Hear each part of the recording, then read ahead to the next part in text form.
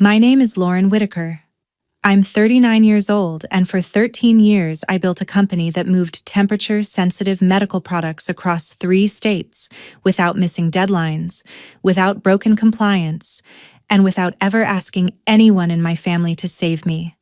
I built it from one rented desk, one used laptop, and a phone with a cracked screen. By the time they stole it from me, the business was valued at $4.8 million. They did it over dinner, under chandelier light, with smiling faces and folded napkins like they were announcing a birthday toast instead of a public execution. My mother slid a leather folder across the table. My sister opened it. I saw the transfer papers before anyone said a word. Then my mother lifted her glass and said, "You've carried this long enough. It's time your sister had stability." People around us clapped because they thought it was a family succession story. My father leaned back, looked right at me, and added, "You'll stay on, of course. You work under her now. She deserves something secure. She has kids."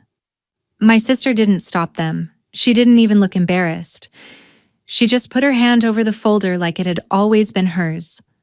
I laughed once because that was the only thing standing between me and a scene that would have ended with broken crystal and security at the door. Then I nodded, stood up, and pushed my chair in so carefully it made them all think I'd accepted it. I hadn't. I was done. Before I tell you what my father said next and what happened after I walked out, tell me, what time is it for you right now? And where are you watching from? I'm curious to see how far this story will travel. The moment I stepped out of that hotel in downtown Chicago, the cold air felt cleaner than anything inside. I stood under the awning for maybe 5 seconds, still hearing the applause behind the doors, and realized something ugly but freeing all at once. They had not just taken a company from me. They had taken the last excuse I kept using to stay loyal to people who had never been loyal to me. I walked 3 blocks in heels that were killing my feet and ended up in a 24-hour diner across from a pharmacy, the kind with burnt coffee, neon reflections on the glass, and waitresses who don't ask questions when a woman sits down looking like she's trying not to break in public. That was where I called Tessa Monroe, the one person who had seen the real backbone of my business over the years and never once treated my success like family property. She came in wearing a wool coat over scrubs because she had just finished a late shift at the hospital, slid into the booth, took one look at my face and said, "Tell me exactly what they did." So I did. I told her about the folder, the applause, my father's voice, my mother's calm expression, and the way my sister held those papers like motherhood had somehow earned her 13 years of my labor. Tessa didn't interrupt until I was done. Then she asked the one question no one in my family had ever asked me. "What do you want now, Lauren? Not what they expect. Not what you can survive. What do you actually want?" I started answering and nearly cried before I could finish, because the truth was terrifying. I wanted out. I wanted my own name on something nobody could vote me out of. I wanted a company built with contracts, systems, and ownership structures so clean that no family dinner could ever touch it. Then the fear hit me hard. What if I failed publicly after walking away? What if they laughed and said I had always been nothing without them? Tessa reached across the table, took my phone, handed it back to me unlocked, and said, "Then let failure come after you try, not before." Right there in the diner with cold fries on the plate and my pulse still jumping, I deleted the old company contact shortcut from my favorites, removed myself from the family operations group chat, and archived every message thread that had trained me to confuse usefulness with love. That tiny act should not have felt as powerful as it did, but it did. It felt like cutting a wire before a building exploded. By the time the waitress refilled our coffee, I wasn't talking about revenge anymore. I was talking about leverage, exit timing, client loyalty, and how quickly I could rebuild in a market I understood better than anyone in that family ever would. That was the night I stopped being their engine and became my own escape route. The next morning, I was up before sunrise. Not because I had slept well, but because betrayal has a way of dragging you out of bed before your body is ready. I sat alone at my kitchen counter in an old gray sweatshirt, hair still tied back from the night before, staring at my laptop like it was either the beginning of my second life or the proof that I had just made the biggest mistake of my career. My phone kept lighting up on the table. My mother called twice. My father texted once. "Don't turn this into drama." Then my sister sent a short message that somehow irritated me more than all the others combined. "We should talk when you calm down." Calm down.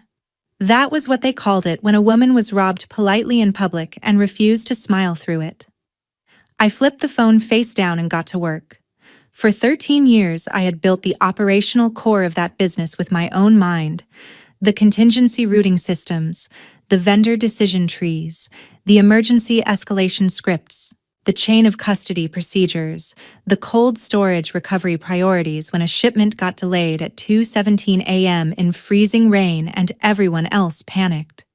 Those documents had lived in servers, drives, files, emails, and meeting rooms. Yes, but the real system had lived in me. That was the part my family never understood. They thought they were taking ownership of a company.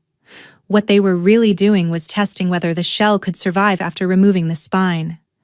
Still, I knew I had to be meticulous.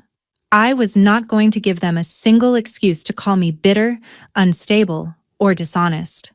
So I opened every personal folder, every cloud drive, every archived project, and started separating memory from asset, history from liability, instinct from documentation. I revoked convenience access I had set up on my personal devices over the years. I removed old branded templates from my software. I cleaned out saved signatures, billing drafts, scheduling backups, and vendor notes that I had created on my own time just to keep the company moving when no one else knew what they were doing. It was not sabotage, it was discipline. It was me refusing to leave my fingerprints everywhere so they could keep benefiting from labor they had already decided was disposable. Around 8:30, I made coffee so strong it tasted hostile and finally allowed myself to open a blank legal pad. At the top, I wrote one question: what can they take and what can't they? The answer came fast. They could take the office, the title, the company name, the line of credit, the furniture, the website, the polished family story. They could take the illusion that they had won. But they could not take my knowledge of the market, my relationships, my reputation under pressure, or the private truth that many of the biggest clients trusted me far more than they trusted the brand. Once I saw that clearly, the fear in my chest shifted. It did not disappear, but it changed shape. It stopped sounding like I'm ruined and started sounding like build fast, build smart, build clean. By 9:30, I had researched 3 firm names, checked domain availability, and called an attorney I trusted from a compliance dispute years earlier.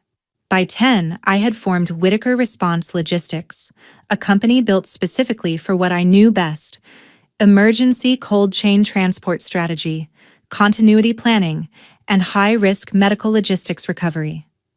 The name was plain on purpose.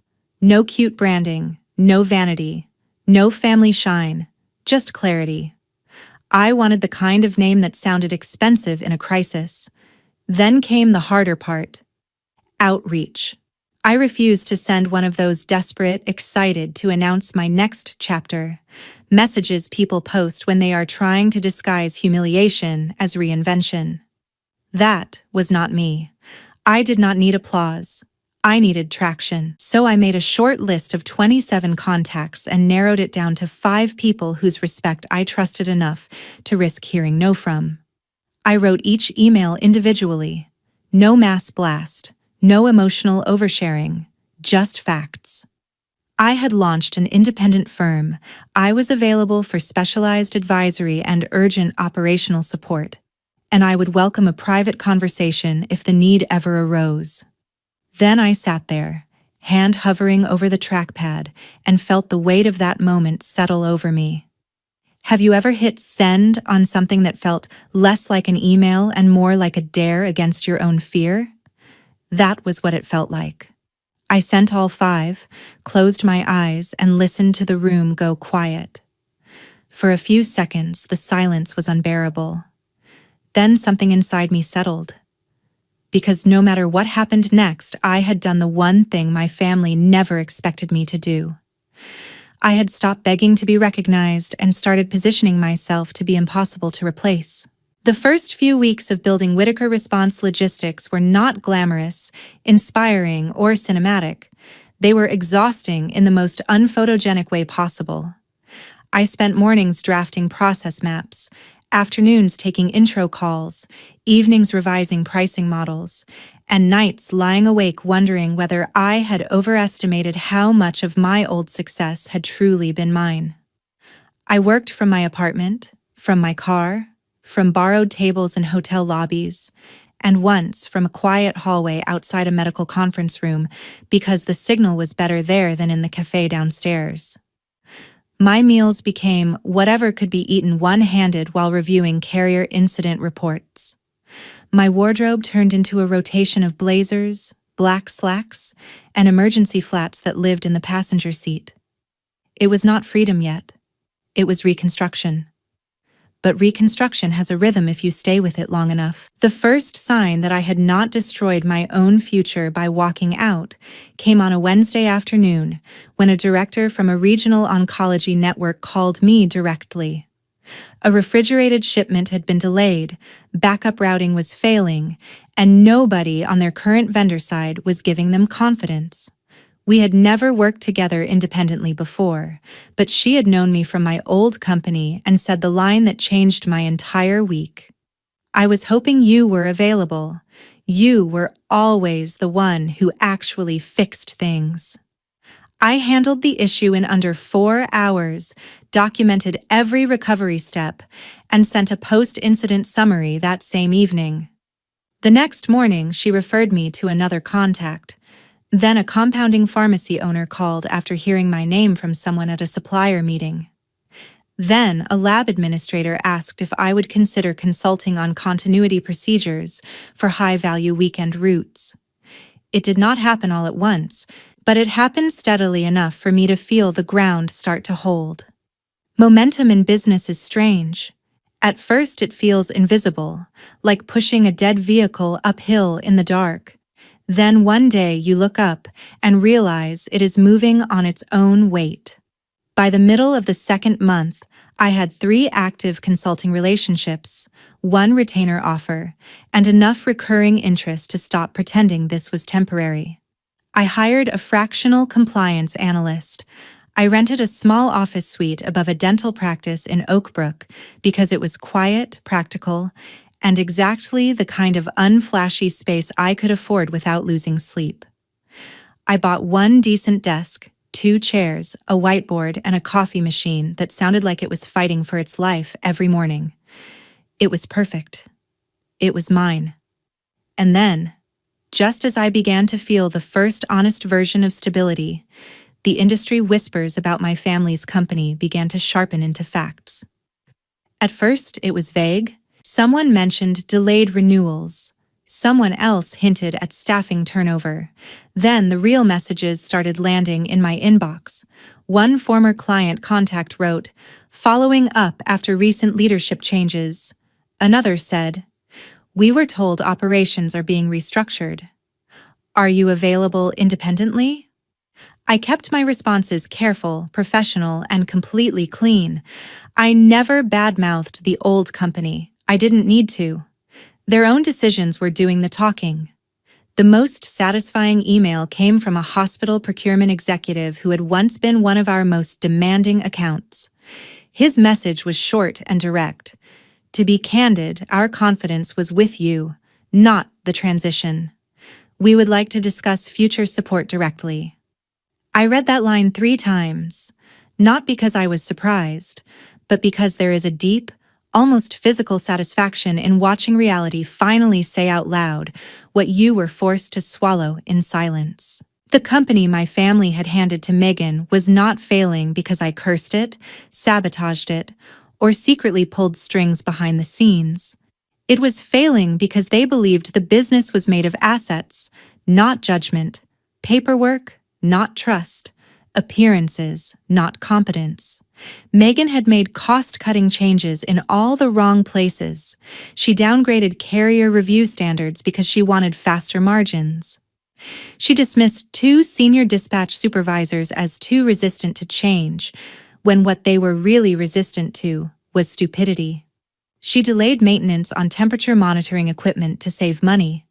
She stopped listening to the people who knew which small cracks become disasters in logistics.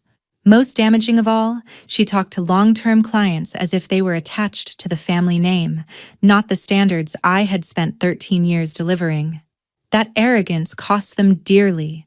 Within 8 weeks, they lost 2 of their largest accounts. One moved to a competitor immediately. The other did something even worse from my family's perspective. They requested a private transition conversation with me. Me. Not the company, not the board, not leadership.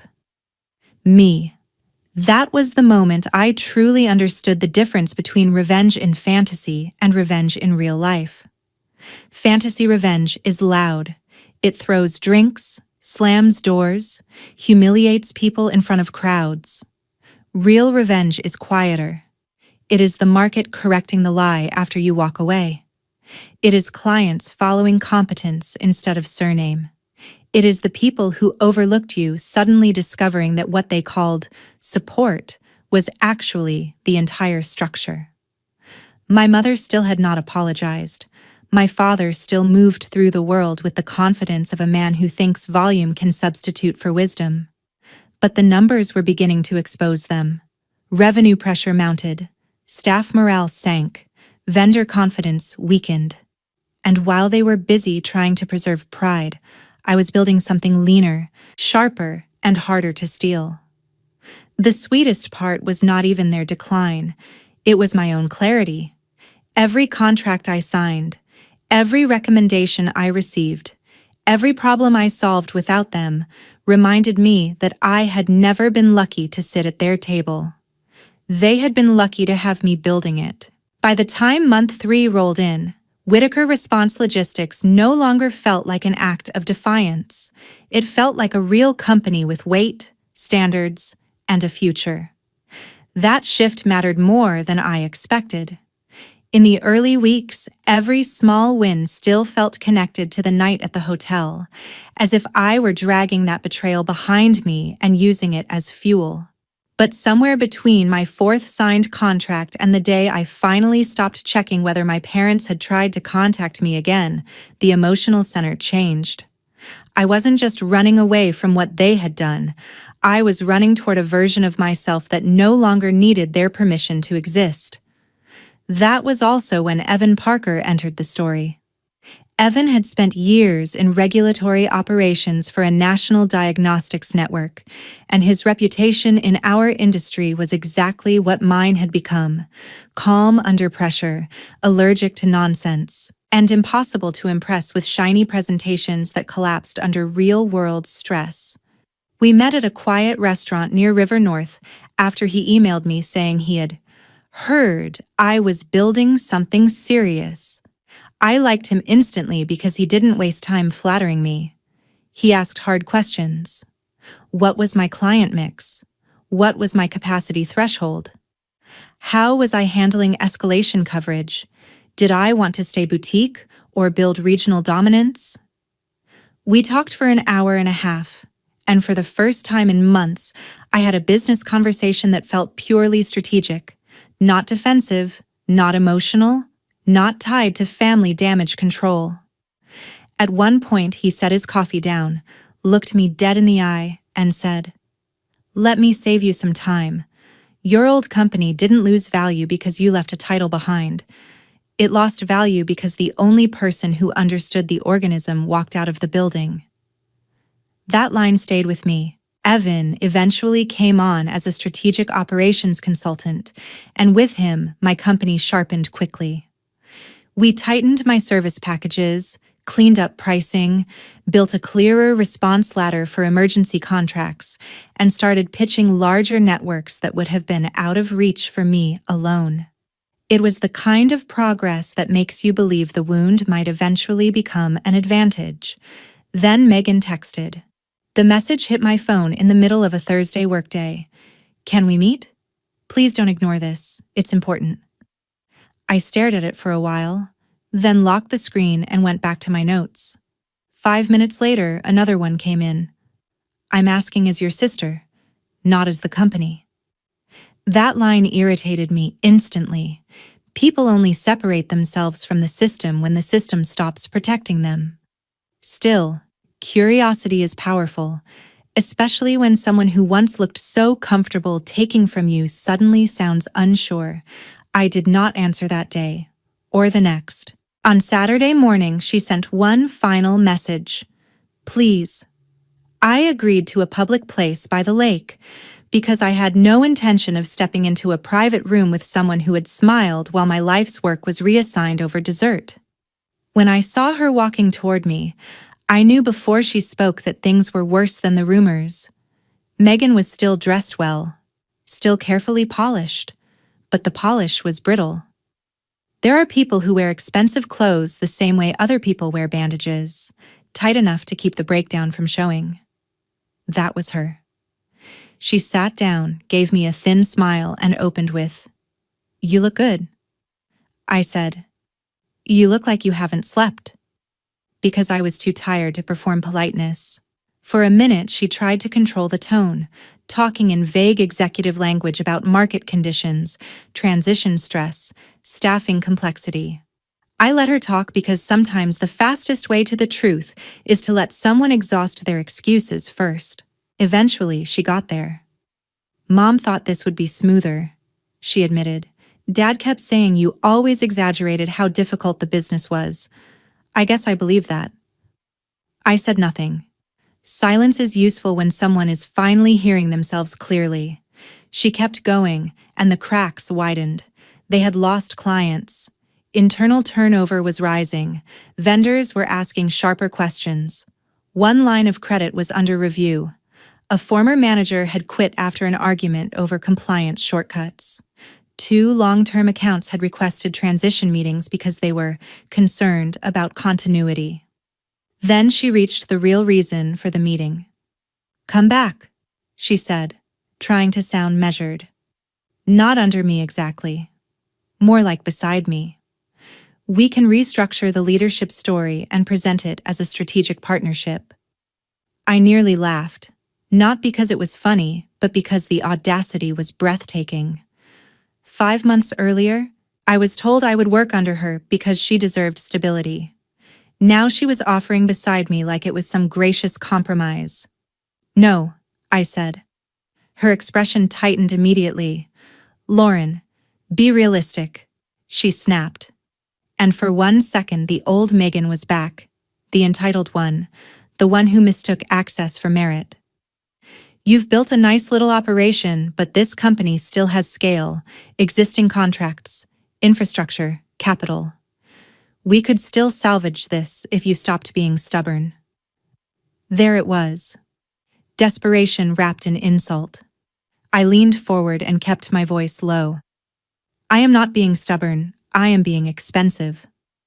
That shut her up for a second. Then she tried a different route. Softer this time. Almost childlike. Mom always said you were the strong one. She said you cared more about work than about making people feel comfortable. She said I needed this more than you did. I held her gaze and asked the question she had been avoiding the entire time. And that made it okay to take what I built? She opened her mouth, then closed it. No answer. Just the first real shame I had seen on her face since all of this began. But even then, she wasn't fully honest. I thought I could grow into it, she said quietly. I thought once it was mine, I'd figure it out. That sentence told me everything. She had not wanted to build.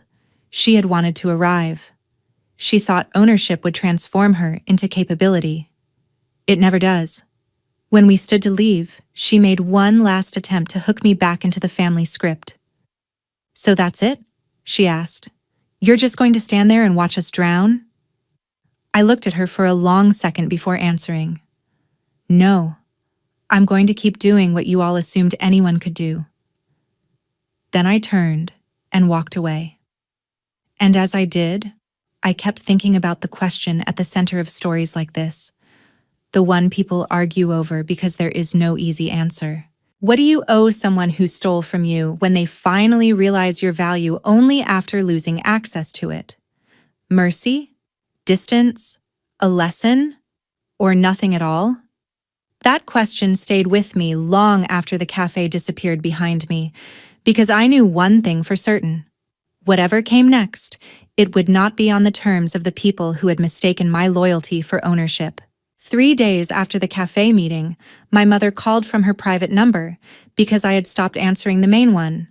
I almost let it go to voicemail, but something in me wanted to hear how desperation sounds when it finally loses its jewelry and polite phrasing.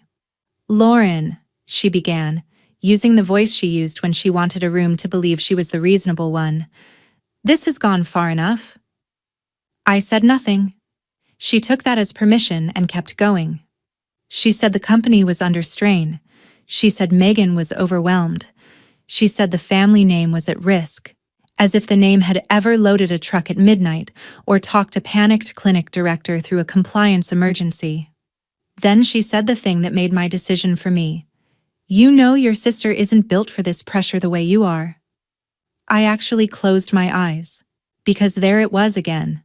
Not remorse, not accountability. Just another attempt to turn my competence into an obligation. "So you knew that," I said quietly. "You knew she couldn't run it, and you gave it to her anyway."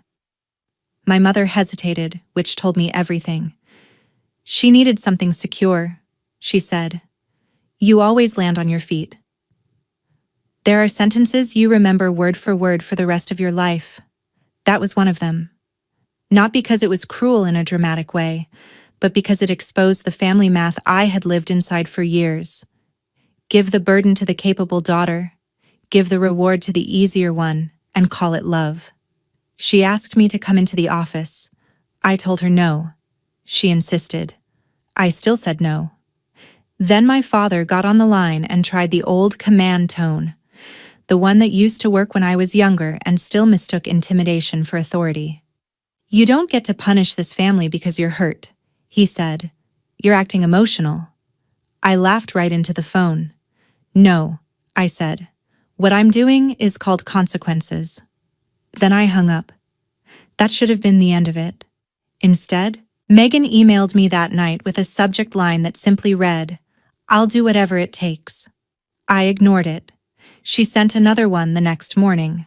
Longer, this time, and for the first time there was no performance in it. No language about family legacy. No attempts to negotiate titles. Just facts. Revenue down 38%. 2 more resignations pending. Credit line under review. Clients requesting leadership clarification. And one sentence near the bottom that was so brutally plain it stopped me cold. "I've spent my whole life being jealous that everyone respected you more than me, and I let that jealousy make me stupid." That did not erase what she had done, but it did make me pause. So I agreed to meet once, on my terms, at their office, with no parents in the room. When I walked into the building 5 months after leaving, the place felt smaller. Not physically smaller, but spiritually. The front desk staff who used to greet me with easy familiarity looked awkward now, like they weren't sure whether to apologize or salute. Megan was waiting in the conference room with no folder, no attorney, no fake confidence. Just a yellow notepad and red-rimmed eyes. "Mom and Dad aren't here," she said. "I told them this was my mess." That was the first competent thing I had heard from her. I sat down and told her before she could begin, "I am not coming back. I am not taking a title under this company. I am not carrying your decision for you." She nodded slowly, as if she had rehearsed hearing that. Then she asked, "Is there anything you will do?" I thought about it carefully because this was where revenge stories usually choose chaos over meaning. I didn't want chaos. I wanted truth with a price attached. "Maybe," I said. "One condition." She looked up. "You make a public video on the company's professional channels. No spin, no vague language. You state that the leadership transition was mishandled, that operational expertise was ignored, that staff concerns were dismissed, and that I built the business foundation you all treated like furniture. You apologize to the employees who warned you. You apologize to the clients who were misled. And you do it yourself." Her face went white. "Publicly?" "Yes. Mom will never allow that." "Then call her. Tell her I said no." Megan looked down at the table for a long time. I could practically hear the battle between pride and necessity. Finally, she whispered, "If I do it, would you help?" I kept my answer clean. "I will not save the company. I will review your recovery plan once. I will introduce you to one smaller client opportunity that fits your current capacity. And I will tell you exactly what must change if you want any chance of surviving. That's all." She swallowed hard, then nodded. "Okay." In that moment, she looked less like my enemy and more like a person being stripped of the last lie she could hide behind. I didn't comfort her. I didn't need to. The condition was the lesson: accountability before assistance, truth before rescue. Megan posted the video 48 hours later, and when I say the internet in our industry noticed, I mean noticed immediately. She sat in a plain conference room with no branding wall behind her, no polished script, no mother beside her coaching the tone, and said what should have been said 5 months earlier. She admitted the transition had been mishandled. She acknowledged that the systems and client trust under the business had been built by me over 13 years. She admitted that experienced staff had raised concerns that leadership ignored. She apologized to employees for the instability and to clients for the loss of confidence. It was not perfect. Her voice shook. She looked miserable. Good. Some truths are supposed to cost you. My mother was furious. My father called it humiliating. But humiliation was the cheap version of what they had almost caused. Collapse would have been more expensive. I watched the video once, sent Megan a 3-page recovery memo, and kept my promise exactly as stated. No more, no less. I introduced her to one small regional clinic group that needed short-term transport support, a manageable account, not a crown jewel. Then I stepped back. The old company survived, but only partially. They never recovered 40% of the lost revenue. Several major clients never returned. 2 former managers refused to come back. The bank tightened oversight. The family learned the difference between inheritance and stewardship the painful way. One is a signature, the other is a skill set. Meanwhile, Whitaker Response Logistics kept growing. Evan formalized his role. Tessa helped me recruit a stronger operations coordinator. By the beginning of month 6, we signed the largest agreement of my career, a 7-figure emergency response and continuity contract with a multi-state specialty care network that had originally known me from my old work but chose my new company because, in their words, leadership credibility matters more than legacy structure. I printed that sentence and kept it in my desk drawer for a week before finally framing it. Not because I needed to gloat, but because after years of being useful and unseen, it felt important to preserve one clear piece of language that told the truth. A month later, I stood outside my new office after the signage had been installed. Whitaker Response Logistics, clean letters, my lease, my structure, my risk, my reward. From the corner of that block, If you looked past two buildings and across the traffic, you could almost see the older office tower where the family company still limped along under a reduced footprint. I looked once, then looked away. That mattered.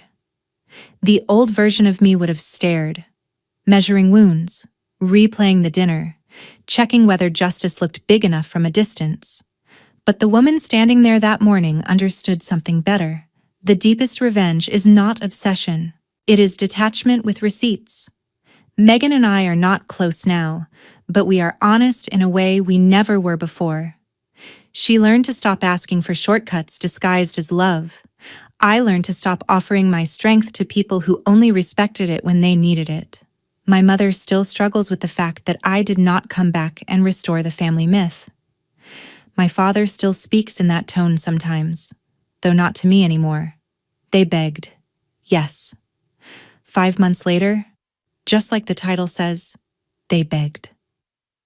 But the moment that changed my life wasn't the begging. It was the walking out. Because that was the moment I finally understood that family can take your title, your office, your seat at the table, even the company built by your own hands, but they cannot take the mind that created it unless you hand that over too. And I didn't. I kept it. I sharpened it. I rebuilt with it. That is the lesson buried under every revenge story worth telling. Winning is not destroying the people who underestimated you. Winning is building a version of your life they can no longer control, no longer rename, and no longer claim as theirs. So let me ask you this before we close. If your own family stole the result of 13 years of your life, would you do what I did? Set conditions, offer limited help, and walk forward? Or would you leave them to drown in the consequences they created? Tell me in the comments. I really want to know.